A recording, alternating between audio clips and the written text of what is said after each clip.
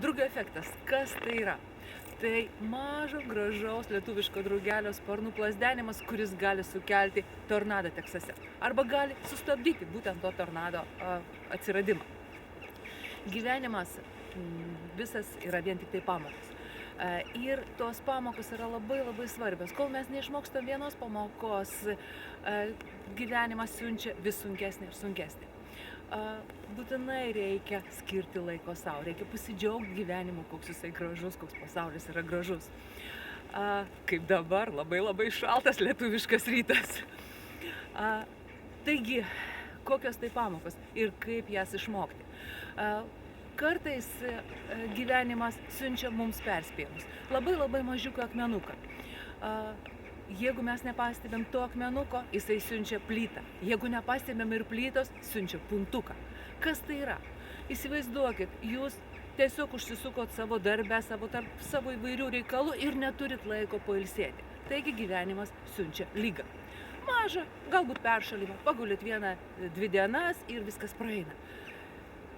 Ir vėl viskas prasideda iš naujo. Nesupranta to, siunčia didesnę ligą. Jeigu ir to nesuprantat, jis siunčia kur kas žiauresnę ligą. Siunčia vėžį arba insultą, infarktą. Ir tuomet jau mes pradedam klausinėti, už ką man tai? O tai tiesiog gyvenimo pamokos. Susimastykite apie tai ir stebėkit ženklus.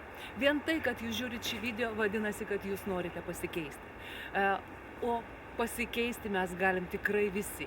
Nes šiandien tą, ką darome šiandien, tikrai padeda mums keisti mūsų ateitį.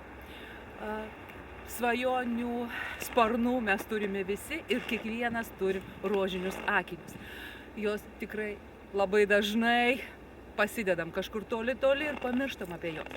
Aš jūs kviečiu užsidėti savo rožinius akinius, išskleisti savo sparnus ir pakeisti savo gyvenimą, padaryti jį gražesnį, įdomesnį, malonesnį. Būtent dėl to sukurta programa Drugio efektas, kad suburt būtent komandą bendraminčių ir kartu mes padaryti galim žymiai daugiau ir geriau. Mes galim pakeisti savo gyvenimą, mes galim pakeisti aplinkinių gyvenimą, mes galim pakeisti pasaulį. Taigi kviečiu, registruokitės.